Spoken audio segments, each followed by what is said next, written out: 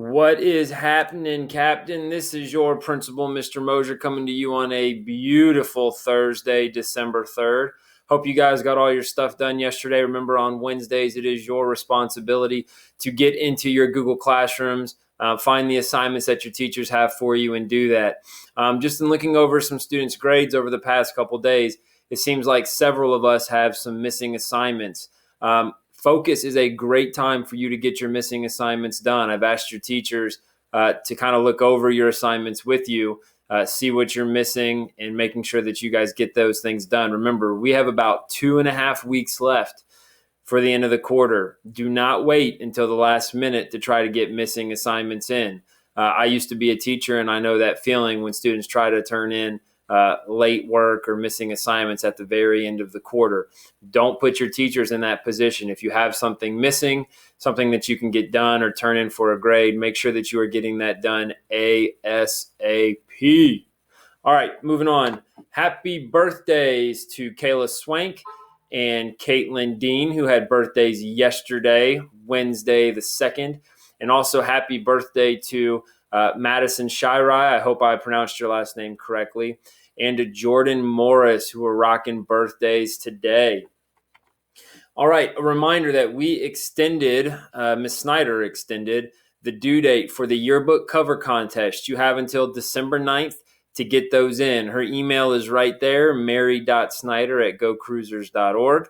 Or if you want to just send it to me, I can forward it on to her as well. I look forward to seeing all of the great artistic projects and things that you guys have put together for the yearbook. I've already seen a lot of colorful items coming through. So if you've got a submission for that, make sure you get that in by December 9th. Remember, you can submit more than one option. So you don't have to choose if you've got 2 or 3 that you think are really good. You don't have to choose between them and only send one in. You can send them both in or send in all 3. So get those into Mrs. Snyder by December 9th. All right, cruisers, we've got some more artwork. Another one from Connor Murphy. Apparently, and I don't know my Pokemon very well, Umbreon, and I hope I'm pronouncing that correctly, was the previous character that Connor had in his artwork. I had several students email me and say, hey, Mr. Mosure, that is Umbreon, which I was unaware that was a Pokemon. I'm still back in, probably like 1997 when I was aware of what the Pokemon are. Apparently there are ones that I am not aware of. I think that might mean that I'm old. A submission here by Connor. I think that might be Mr. Bryson rocking the mustache, though his is not pink. I think maybe one day we need to encourage Mr. Bryson to dye his mustache pink.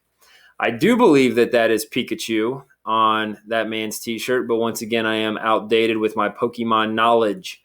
I need to step up my game. I think there's only about 5 or 6 that I even remember. But I do know that Charizard, I think, was one of the coolest Pokemon, and I don't even know if that's still a Pokemon. Another artwork submission by Kyler Barnett. Kyler, that's pretty cool. Looks like a cow with a cactus and a bumblebee. I don't know how those things are related, but I think your artwork's kind of cool. Sometimes art doesn't have to make sense to everyone that views it. Even some of like the best artwork, I think, is one that can be interpreted by different people in different ways. So, Kyler, thanks for sharing that with us. All right, we got a question, and I wish I would put on here who we got this question from. It might have been, I'm going to say Abram Finch, and I might be wrong. So if I got that wrong, if you're the one that submitted it to us, let me know, and I'll give you my apologies on our next set of announcements. But we got the question of, what are we afraid of? Mr. Bryson is claustrophobic, so he is afraid of being stuck in small places, and he is also afraid of sharks. So I think one day what I might do is fill his office, which is a small place, and put some sharks in there, fill it with water and dump in sharks. That would probably be pretty mean of me. I am, and I've gotten better at this, one of the things that I really have had to get over myself is a fear of public speaking, which you would think is weird from a a former teacher. I've never had really a problem speaking in front of a large group of students, but in speaking in front of my peers or other adults, that's something that I've had to get over, and I'm still kind of getting over that fear of public speaking. I still don't think I do a very good job at it. I've even thought about taking a public speaking class to try to get better at public speaking. But I'm also afraid of snakes. And if I know like a snake is there, it doesn't bother me. I'm not afraid of it. But if I'm doing something outside and like I just kind of see a snake move out of the corner of my eye, it makes me jump and it kind of freaks me out a little bit. So I'm a little bit afraid of snakes in public speaking. That was a great question, by the way, whoever submitted it. Remember, you guys can send us your questions and we'll do our best to answer them. All right, we've got some shout outs, some staff shout outs. Mrs. Hunt, for always keeping her classes fun. Thank you. And I think that's from, I want to make sure I pronounce this correctly. I'm going to guess Julia. But Julia, if I've pronounced your name incorrectly, I do apologize. And then also Mrs. Ferguson, because she made science fun and not boring, and she cares about people's feelings, and she finds a way to make us smile. So we've got two there. Shout outs to staff for keeping their classes fun. That's awesome.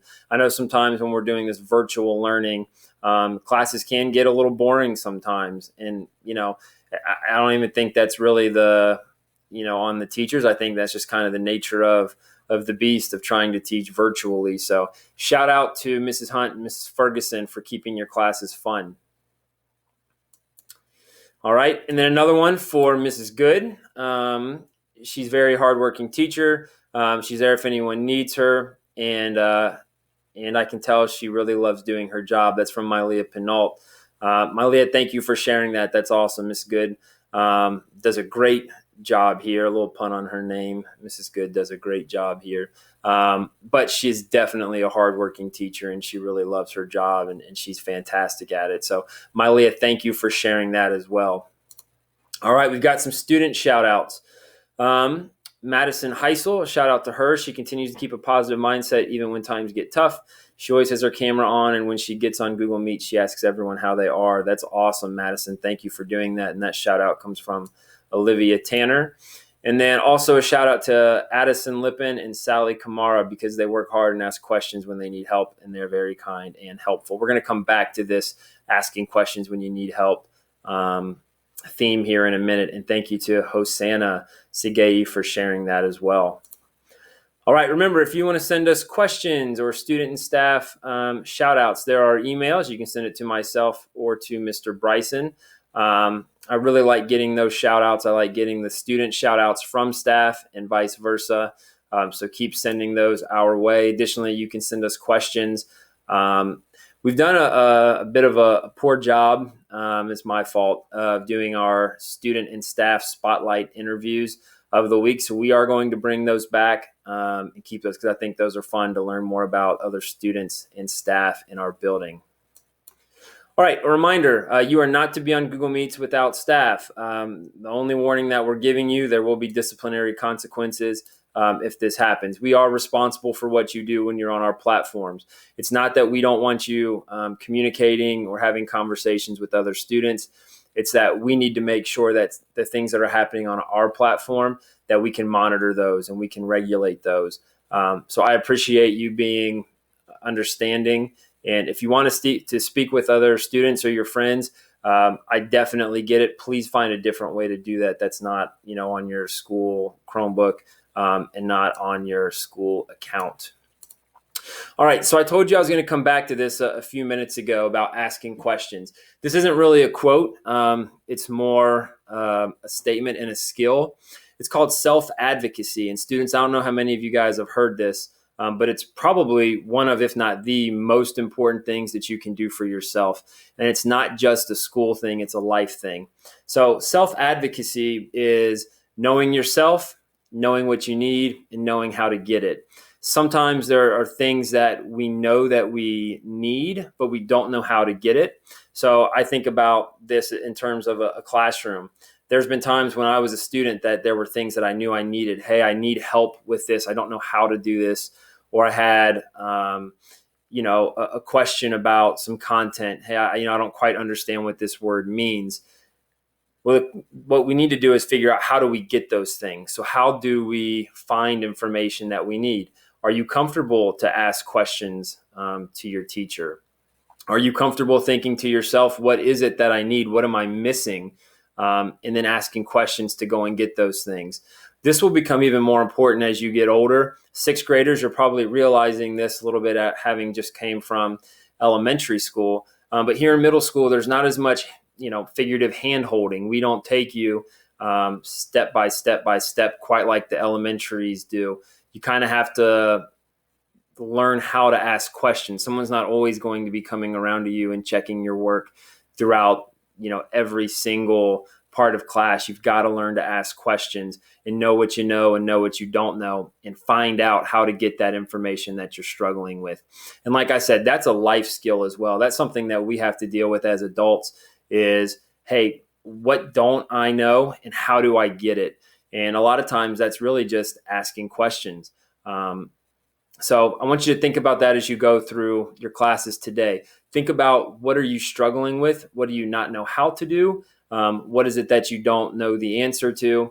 And think about, what's the best way to get that? And usually it's just asking questions, whether that's verbally asking a teacher in the class a question, whether it's emailing a teacher, whether it's putting something in the chat of your Google Meet, whether it's messaging with your teacher if they message you on GoGuardian, whether it's sending an email to myself or Mr. Bryson or anyone else that can help you get what you need to be successful. So think about what you need to be successful and find a way to get it.